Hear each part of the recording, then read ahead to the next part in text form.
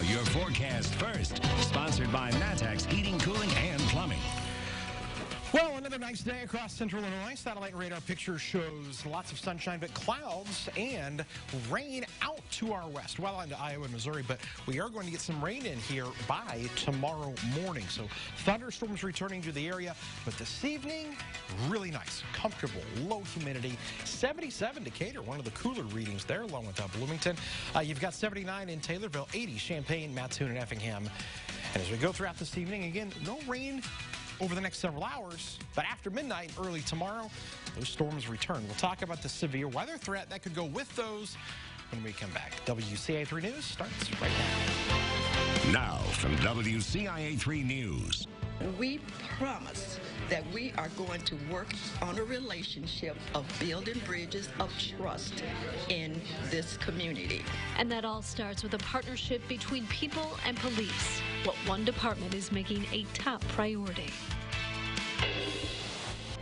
Plus, police want to see what's on your home security cameras, why they say you could be the key to helping them solve crimes. And he's been the face you see when you get your driver's license for the past 20 years. Why Jesse White says that's not going to be the case much longer. You're watching your local news leader. This is WCIA 3 News at 5. Get out on foot. Get to know people. Talk to people. U of I police say their goal is to reconnect with the community they serve. Today, they took a step toward that goal. Good evening. I'm Paul Cicchini. And I'm Jennifer Roscoe. They reinforced their commitment to these shared principles in a joint news conference with the Champaign County NAACP. WCIA 3's Andy Olson is live in our newsroom tonight. Andy, so start with, what are these principles?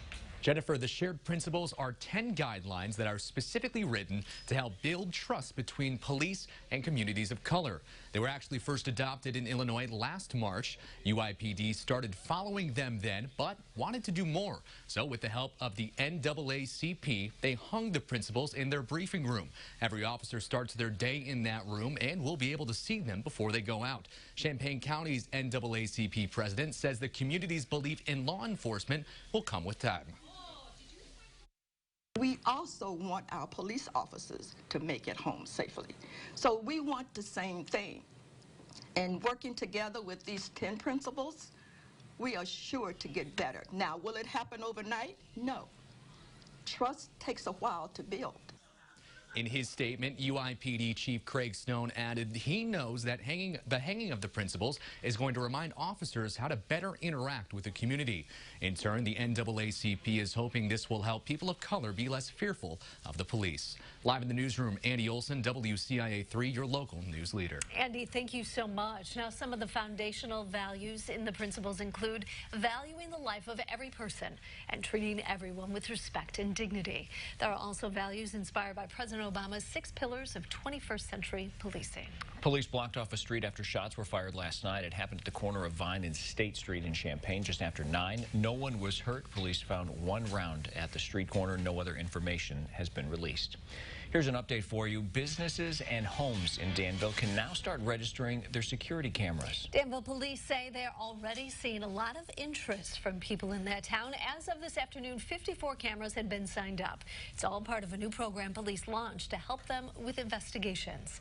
WCIA 3's Courtney Bunting is here now. And so, Courtney, what does it do for police? Yeah, Jennifer, well, it lets them know there's a security camera at that location. They say it's important that people know they won't just be watching that footage all day. They only access it for investigations. Now, the sign-up process is very simple and only takes a few minutes. All people have to do is go on the city's website, put in their information, and plot their location. Commander Doug Miller pitched the idea to the police department. He says the response so far is encouraging. I had no idea what the reception would be with the community, and so far it's been positive, not just with the camera system, but they've been more than willing to help with a lot of stuff this year, from monetary donations to asking us to come to speaking engagements. So it was a good opportunity to roll this program out, and so far it's been very positive, and I hope it continues. When a camera is registered, all police have to do is type in an address to find out which cameras are nearby. That's a lot faster than knocking on doors and talking to people. Any type of outside camera can be registered, whether it's a home, business, or just a shed. That's anything from a standard camera at a business to the ones built into doorbells. Danville Police want the program to make everyone feel like they play an important role in stopping crime. Jennifer? And you know, those ones on doorbells have gotten a lot more popular. Yeah. Hopefully people will register. All right, thanks.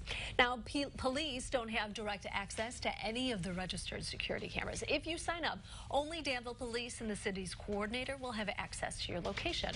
For a link to the registration page and more information about the program, just go to our website at WCIA.com. New tonight at 5, a 5-vehicle crash backed up traffic today near Champaign. It happened on I-57 just before 2. It involved a semi-truck and 4 other cars. Police say the semi failed to slow down to avoid an accident and crashed into 4 vehicles. One lane was closed for a little over an hour. No one was hurt. The driver of the truck got a ticket. The St. Joe Fire Department just got a $5,000 grant for new gear. The money is from Bayer Monsanto Grant Foundation. The department says it plans to use the money to equip the department with gear for grain bin rescue. Still needs to work on some specialized training for operations like that, but the grant is a great start. The Housing Authority says it has more applicants than homes for a new affordable housing unit in Champaign. The wait list to live at Bristol Place was open for 1 day this month. During that time, more than 900 people applied for about 90 available homes. The Housing Authority says there was a lot of demand and doesn't want the community to get discouraged if they're not approved for those units. Make sure to keep their applications updated. Sometimes we're surprised how quickly we can go through a waiting list. Sometimes when you pull people for the waiting list, maybe their choices have changed and they no longer want to reside there. You're going to have applicants that perhaps may not be eligible for the program.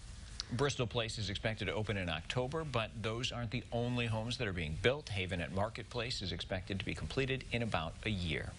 A longtime state officer is getting ready to call it a career. Secretary of State Jesse White says he won't seek re-election.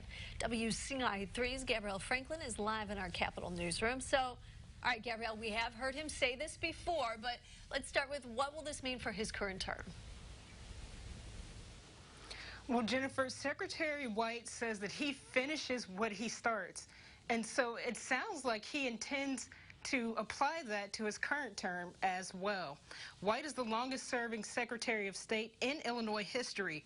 He's 85 years old, and he's well-liked, spearheading programs like Life Goes On for organ and tissue donations. But will he actually retire?